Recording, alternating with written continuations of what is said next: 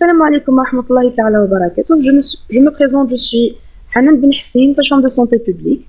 Je suis là pour vous présenter les cours du module de santé familiale du S3 destiné aux infirmiers de santé publique.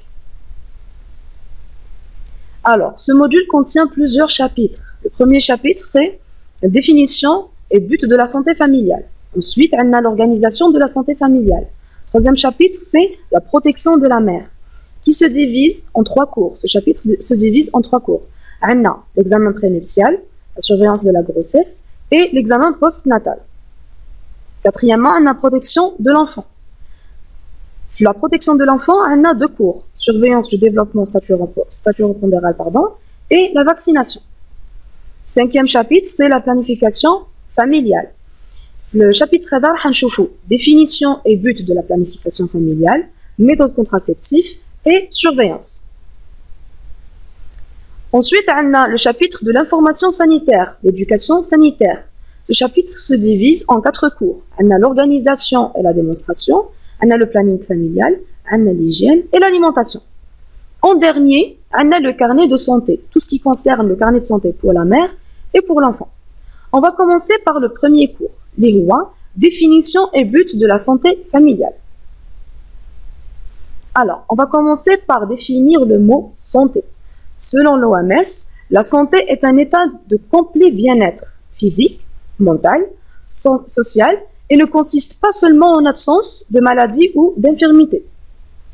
Donc, ماشي معناها ما عندنا حتى مرض physique, يعني رانا en complet bien-être ou là en complète santé. لازم يكون عندنا un bien-être physique, mental et social. Définition de la santé familiale. C'est l'ensemble de mesures techniques, administratives, socioculturelles et psychologiques visant à préserver la santé de la mère et des enfants, ainsi que toute la famille en leur favorisant une harmonie physique et mentale. Le but de la santé familiale. On a des buts qui concernent la mère et les buts qui concernent l'enfant. On va commencer par les buts pour la mère. Donc, le premier but de la santé familiale pour la mère, c'est le suivi prénatal, diagnostic et dépistage des grossesses à haut risque, pour une bonne orientation afin d'amener la grossesse et l'accouchement vers une fin heureuse. Préparation de la mère à la naissance, l'allaitement et surtout la parentalité. Troisièmement, favoriser une bonne surveillance postnatale pour dépister des anomalies ou des complications après un accouchement dystocique.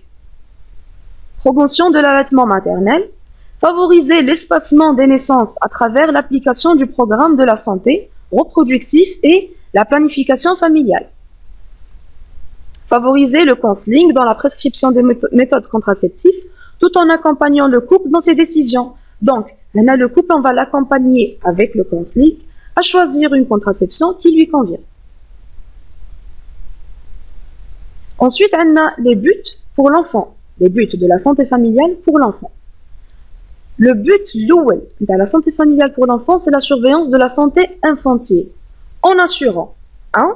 Le suivi de l'évolution staturo-pondérale, du poids, relation poids-taille, dépistage et orientation des enfants qui présentent des anomalies dans l'évolution du poids et de la taille, le suivi psychomoteur, assurer l'application du tableau vaccinal en suivant la mise à jour de celui-ci, assurer une bonne nutrition en favorisant les conseils diététiques pour prévenir les erreurs de celle-ci. Maintenir la surveillance médicale de l'enfant jusqu'à l'âge scolaire. À partir de là, la médecine scolaire prend le relais. Le deuxième cours, l'organisation de la santé familiale. Tout d'abord, on va définir organisation. L'organisation, c'est la manière dont un État, administration ou un service sont organisés. Donc, l'organisation est un système, ce qui signifie que l'on puisse la repérer comme une entité distincte de l'environnement. Deuxièmement, cette organisation regroupe l'ensemble des individus dont les activités sont orientées vers un but explicite. Ils sont organisés hiérarchiquement, équipe, individus, responsables, etc. Donc, on a la définition de l'organisation d'un service de santé familiale.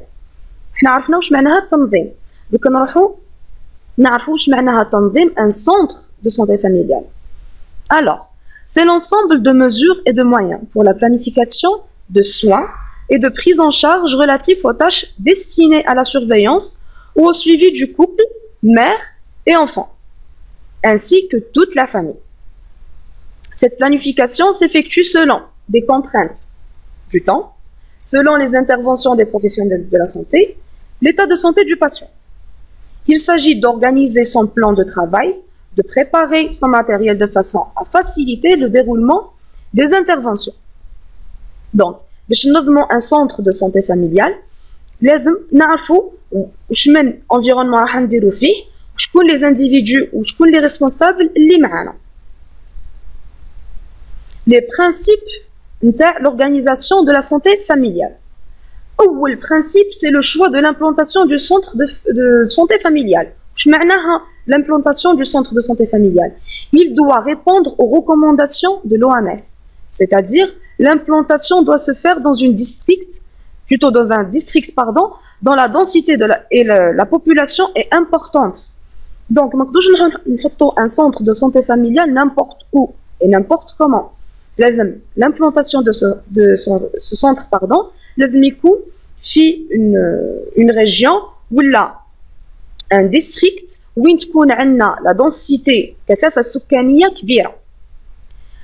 Deuxième principe, c'est l'organisation architecturale qui doit avoir une fluidité et des espaces qui répondent aux besoins des professionnels de santé ainsi que les patients. Troisième principe, les moyens humains qui se définissent par l'équipe pluridisciplinaire qui sont des acteurs importants pour la concrétisation des actions du service. Cette équipe pluridisciplinaire qui est constituée de médecins spécialistes, de médecins généralistes, d'infirmiers, de sages-femmes, d'aides-soignants, etc., de psychologues aussi, etc., doit avoir un pivot opérationnel qui va jouer le rôle de coordinateur entre les membres de l'équipe. Le quatrième principe, les locaux. Les locaux les locaux se définissent par les salles, les bureaux de consultation relatifs aux actions du service de santé familiale.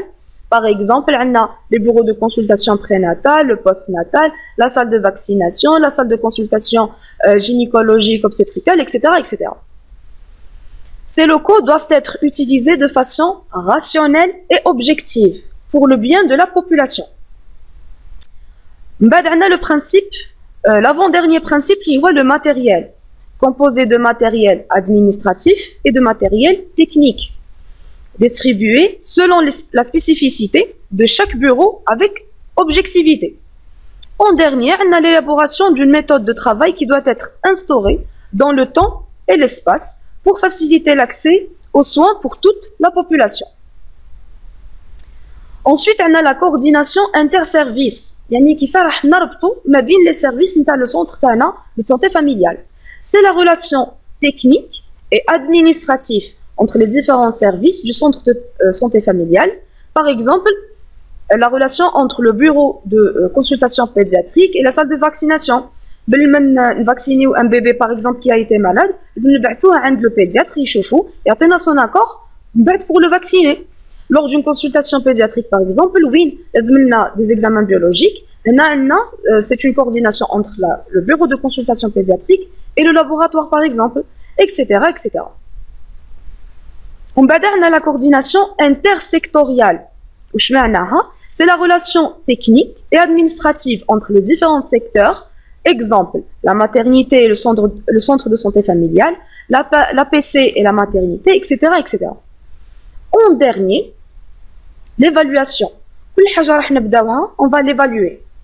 C'est la mise en place de comptes rendus hebdomadaires, mensuels et trimestriels pour évaluer les activités du centre de santé familiale et les envoyer à la tutelle pour une évaluation de la santé de la population. نديروا un suivi hebdomadaire ou mensuel ou trimestriel où نحنزوا les comptes rendus تاعنا من chaque centre de santé familiale. On va les regrouper. La direction de santé de la population, la DSP. La DSP, elle va les regrouper à son tour. le ministère de la Santé, par exemple. L'évaluation. Donc, ces comptes rendus vont être évalués. Nous avons le troisième chapitre. Les lois, protection de la mère. Premier cours, c'est l'examen prénuptial. Initialement prévu, l'examen prénuptial, dans un cadre réglementaire, il est obligatoire 2 mois avant le mariage. Cet examen doit permettre aux futurs époux ou aux futurs mariés de faire le point sur leur état de santé et de rechercher des affections transmissibles de l'un à l'autre ou à leur descendance, ainsi qu'être l'occasion d'une information plus large,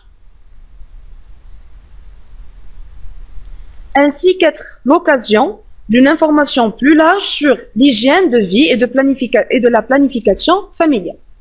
La consultation peut être menée par un médecin généraliste, un médecin spécialiste, un obstétricien ou là une sage-femme.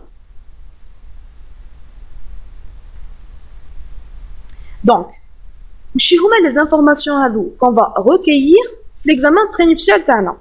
Il s'agit des antécédents familiaux, personnels, médicaux, ainsi que de la consultation du carnet de santé. Les facteurs de risque individuels, par exemple l'âge et son impact sur la fertilité, la survenue de complications obstétricales, le surpoids, les pathologies, la consommation de substances toxiques, drogues, alcool, etc. Tout d'abord, on va commencer l'interrogatoire par rechercher des antécédents familiaux. Alors, on va rechercher les maladies héréditaires, ou là les malformations, anomalies chromosomiques, maladies génétiques, ou la cardiopathie génitale. Les malformations, ou là les pathologies, les transmissibles en cas de grossesse potentielle. Les maladies ou là les problèmes de santé chroniques, l'hypertension artérielle, le diabète, les maladies thromboemboliques veineuses, thrombophlébies. Le suivi de la grossesse par la femme. Antécédents médicaux et chirurgicaux personnels, par exemple l'épilepsie, traitée ou non, les maladies thromboemboliques veineuses, la luxation congénitale de la hanche, éventuelle transfusion sanguine, etc. etc. Les antécédents gynécologiques, surtout pour la femme. Par exemple, des pathologies ou les malformations utéro-vaginales, la myomectomie, qui causer une infertilité, ou une infertilité primaire ou la secondaire, etc.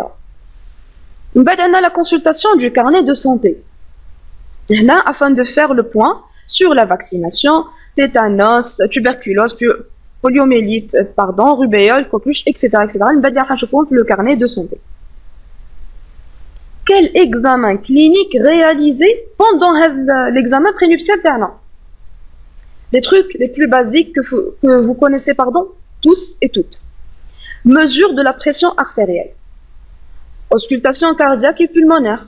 Mesure du poids, de la taille. L'indice de masse corporelle. Est-ce que la femme ou le mari il est en surpoids ou pas?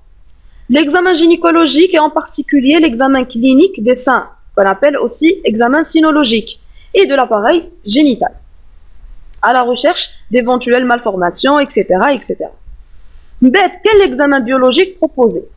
L'examen le plus essentiel, l'examen prénuptial, ou la sérologie, pour éviter les maladies justement transmissibles. Un groupage, Rhésus, FNS, etc.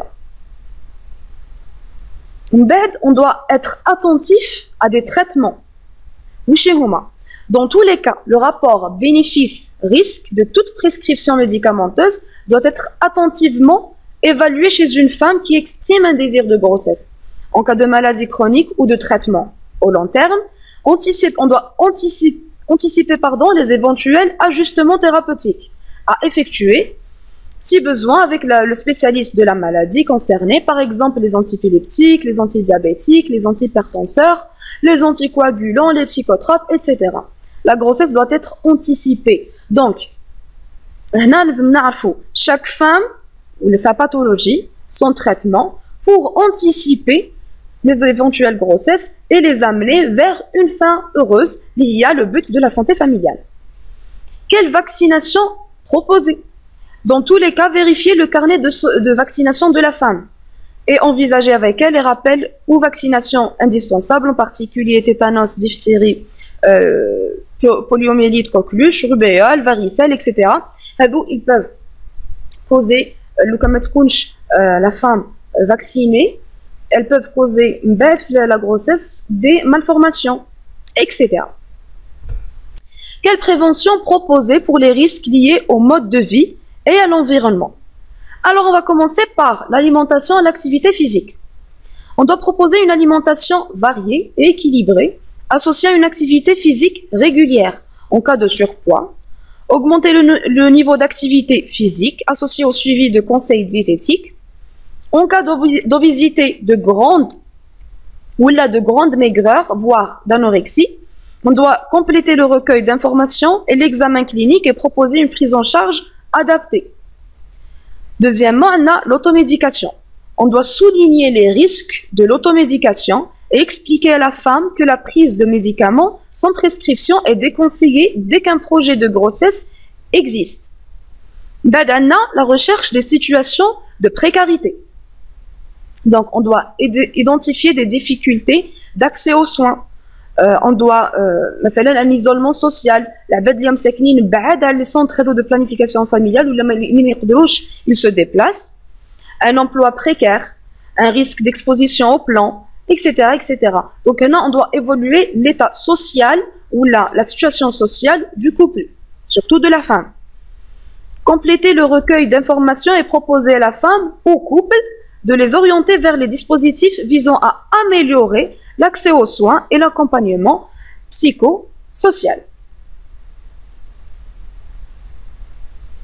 Le cours de l'examen prénuptial. Donc, l'examen prénuptial, c'est un examen linéaire 2 mois avant le mariage. Il vise à orienter le couple vers des examens à faire, des conseils, etc., etc. Le même chapitre lié à la protection de la mère, on a un deuxième cours lié à la surveillance de la grossesse. Donc, après un mariage, chaque couple va exprimer un désir de grossesse, tôt ou tard. Pendant la grossesse, il y a une surveillance. Alors, on va commencer par définir la grossesse. La grossesse correspond à l'état de la femme enceinte durant 9 mois, commençant à la conception, liée à la fécondation, pour finir à l'accouchement, naissance de l'enfant. Le diagnostic et la datation de la grossesse se fait soit par un diagnostic clinique, un diagnostic paraclinique, et on a les examens biologiques, ou les examens biologiques, ou là par échographie. Alors, en ce qui concerne le diagnostic clinique, on va commencer par l'interrogatoire, l'essentiel. L'interrogatoire peut nous amener vers plusieurs situations. Alors, on a l'aménorrhée. L'aménorrhée, on va préciser la date des dernières règles. Il va nous aider vers une datation précise de la grossesse. C'est aussi sur la durée de son cycle pour savoir est-ce que c'est un cycle régulier, irrégulier, etc. Est-ce qu'elle a une tension mammaire? C'est l'un des signes de la grossesse. Troubles digestifs, nausées, vomissements, troubles urinaires, olacurie, pesanteur pelvienne, etc. Nous allons l'examen clinique obstétrical. D'apparition chronologique surviennent les modifications des seins. À l'examen cynologique, les seins ils sont plus tendus, ils vont augmenter de volume. Les modifications de l'utérus. Le col, il est de couleur lilas. La glaire cervicale est épaisse et peu abondante. Il dit avant la grossesse, le col est dur comme le nez et la grossesse il est mou comme la bouche. Là, c'est un signe pour diagnostiquer une grossesse. Plutôt le diagnostic paraclinique, soit avec le test urinaire qu'on connaît tous, le dépistage, un dépistage qualitatif des métabolites de l'HCG dans les urines, ou là, le test hormonal, c'est un dosage qualitatif et quantitatif des bêta-HCG dans le sang. L'examen de l'échographie, selon les semaines. À partir de la 5e semaine, on déroule une sonde endovaginale. Parce que la sonde abdominale, on a une difficulté à détecter le sac gestationnel. À la 6e semaine, l'embryon il est visible. La 7e semaine, l'activité cardiaque perçue. Donc, à Carafna qui fait, on va diagnostiquer la grossesse terna, soit par le diagnostic clinique, interrogatoire, etc., ou la paraclinique, ou là avec l'échographie.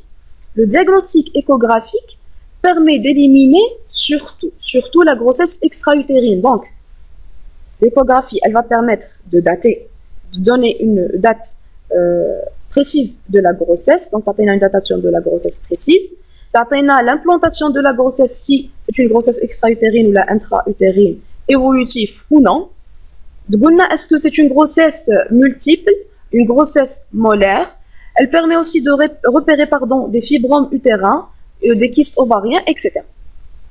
Alors, les professionnels de santé concernés par les recommandations concernant la femme enceinte, c'est le gynécologue, l'obstétricien et la sage-femme.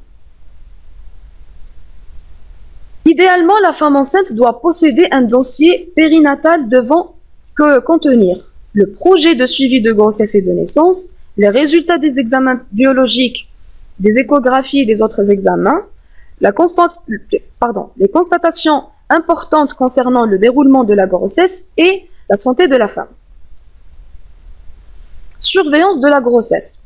La surveillance de la grossesse, elle va se faire en 4 consultations. La première consultation le premier trimestre, la deuxième, le deuxième trimestre.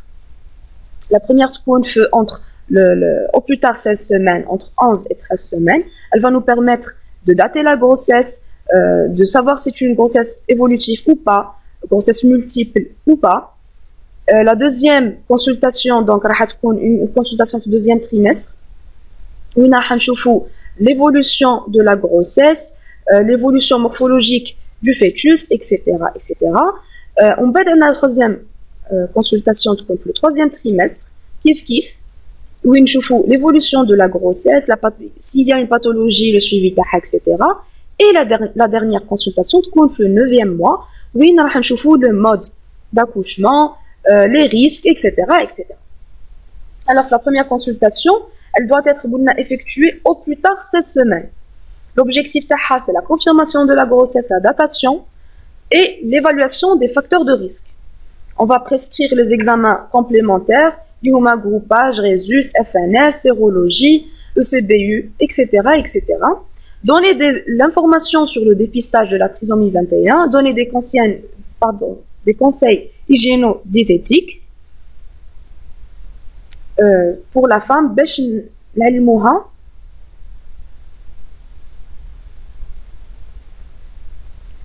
alors, donner des conseils hygiéno-diététiques pour un bon déroulement de la grossesse et l'accouchement. L'échographie du premier trimestre, elle n'est pas formellement obligatoire.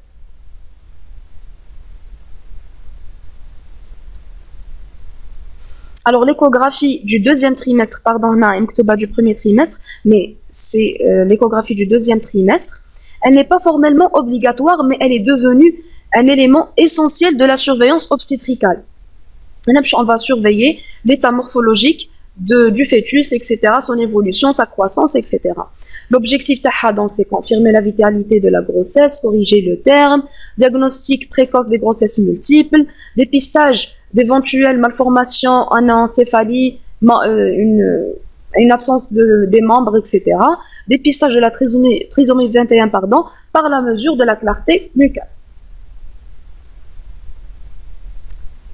La conduite de l'examen TANA. À chaque consultation, on va faire l'examen TANA, l'examen routinier, interrogatoire, on va l'examen clinique, on va les examens complémentaires. Alors, l'interrogatoire, on a la femme, les mouvements fœtaux, on va rechercher des signes fonctionnels en distinguant la petite pathologie fréquente et bénigne, le reflux gastro-œsophagien qui est naturel de la femme enceinte, les crampes, etc., la constipation, les hémorroïdes et les signes d'appel plus inquiétants. Donc, on a des signes qui sont propres à la grossesse. Les malgré vont déranger la femme, ils sont propres à la grossesse. On va vers des signes qui sont plutôt inquiétants ou alarmants, vers une tension artérielle élevée, etc., un saignement, etc. etc. On va l'examen poids, taille, mesure de la hauteur utérine. Il a un léger différent entre la hauteur utérine et l'âge de grossesse. On a un problème sur la datation de la grossesse. Activité cardiaque fœtale, à la bandelette urinaire, pardon, à d'éventuelles pathologies, infections, l'HTA, etc. Le toucher vaginal pour vérifier la longueur. Elle doit être normale quand elle est supérieure ou égale à 2 cm, la longueur du col, bien sûr. La fermeture du col utérin, etc. La consultation entre le premier et le deuxième trimestre. Donc le premier, la consultation vise à confirmer la grossesse, dater la grossesse, donner des conseils hygiéno-diététiques à la femme, répondre à ses questions. La deuxième consultation du deuxième trimestre, elle vise à surveiller l'évolution de la grossesse, l'état morphologique, s'il n'y a pas d'anomalie, il n'y a pas de pathologie entre la mère ou là, le fœtus. Et la consultation du 8e et 9e mois. L'objectif spécifique de c'est l'évaluation plutôt. La consultation du 8e et 9e mois.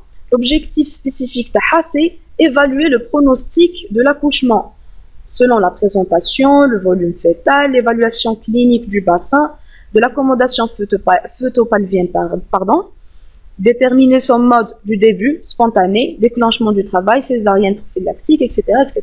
Donc, la dernière consultation, la consultation du 9e mois, oui, on va évaluer le mode d'accouchement, soit un accouchement par voie basse césarienne, selon l'état du bassin, du fœtus, l'état de santé de la mère, etc. etc.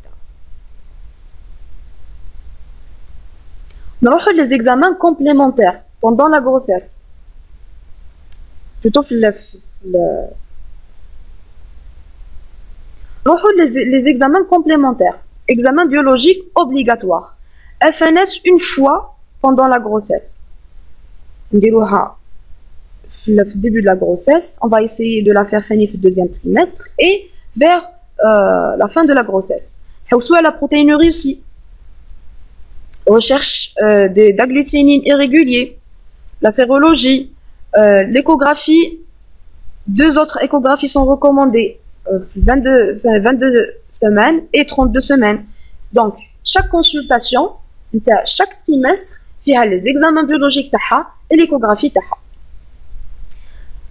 Surtout le deuxième trimestre, la biométrie fœtale. Donc, elle va nous orienter vers le bien-être et l'évolution normale du fœtus. Oui, elle va nous orienter l'échographie du deuxième et troisième trimestre, elle va nous orienter à le liquide, à l'implantation, la bonne implantation, le placenta, il est fait indique, bas inséré, etc., etc. Donc, la première échographie, c'est pour la datation. La deuxième, c'est pour la morphologie, pour le dépistage des malformations. La troisième, c'est pour la croissance.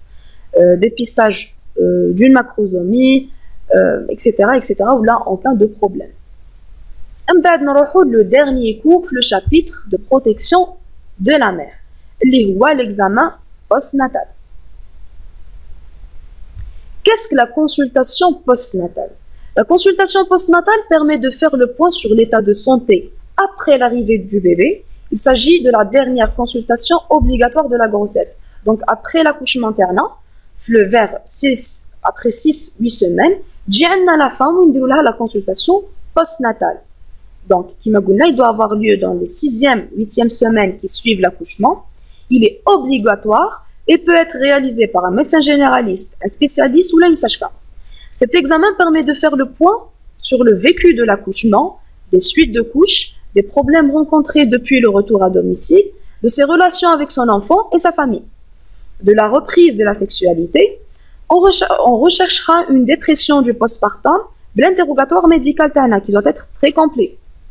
Le déroulement de l'accouchement, son mode, la durée de l'accouchement, ses complications, état de l'épisiotomie, de la cicatrice, est-ce que elle s'est bien cicatrisée ou pas, l'état du bébé à la naissance, l'allaitement.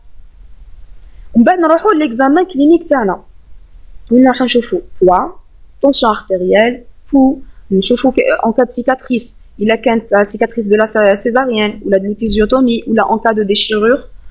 ثاني نشوفوهم l'examen sinologique à la recherche de crevasses, d'engorgement, etc. نروحوا l'examen gynécologique si besoin d'un frottis, sinon ce n'est pas la peine, l'ajustement de la contraception. هذا هو le plus important la consultation du postnatal. Le dépistage de complications بعد l'accouchement ou la contraception. Il y a un cours spécial فيها في le chapitre de la planification familiale. C'est au cours de cette consultation qu'on testera le périnée, le sphincter anal, la sangle abdominale, le rachis, et qu'à l'issue de l'examen, on prescrira en cas de besoin une rééducation périno-sphinctérienne, pelvique, rachidienne, de la sangle abdominale. Ça, après l'accouchement, il s'en a des prolapsus du col, il s'en a des incontinences urinaires, etc., etc. Un congé pathologique supplémentaire postnatal de 4 semaines peut être donné en cas de pathologie maternelle.